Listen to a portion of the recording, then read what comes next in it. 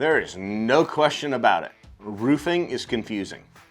Unless you've been doing it for 30 years and that you've seen everything and you've been through roof failures and new products coming into the market and all the different changes that are happening by the day, it's almost impossible to keep up. Now, I'm unique in the sense that I've been doing roofing since I was literally a little kid. And because of that, I've seen everything from systems come into the market, fail, come into the market, be rebranded and fail over and over and over and over again. But as a facilities manager, that's not your job. Your job is to manage the facility. Your job is to take the literature and all of the marketing that comes in front of you and make the best decision for yourself. But it's confusing. There's still no way for you to really know all the components, all the steps to go into it, nor have you done it. Nor have you installed built up with a mop and a kettle, or a single ply with a Leicester welder, or spray foam, or dealt with silicone coating, or polyurethanes, or some of these new Gucci coatings. It's not your job, but your job is to make the decision. And you don't have enough data from these manufacturers and the track record to make your decision. And that's not fair to you. That's the reason why we encourage you to talk to other facilities managers that are like you, your peers, your colleagues, at trade shows. Reach out, go on field trips to go look at what's working and look at what isn't working. What has been sold to XYZ school district or agency that was promised as the greatest thing in the world but has failed? Somebody needs to do that due diligence. Unfortunately, I can't do that due diligence because I'm biased.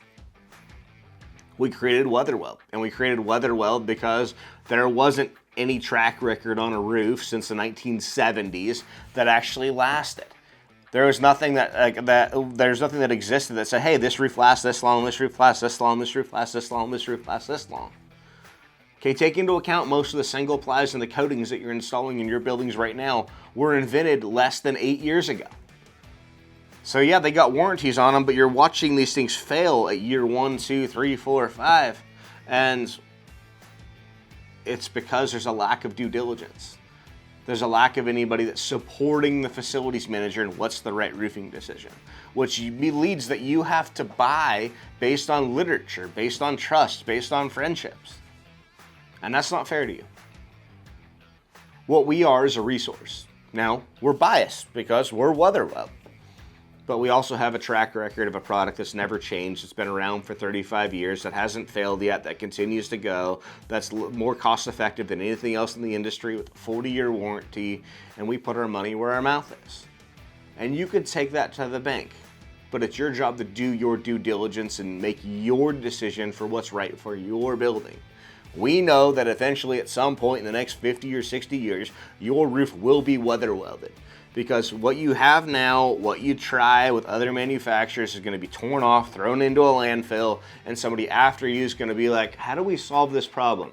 Oh wait, WeatherWeld, invented in 1987, has never changed. The formula hasn't changed until now. It's still working. It's going to last for future generations.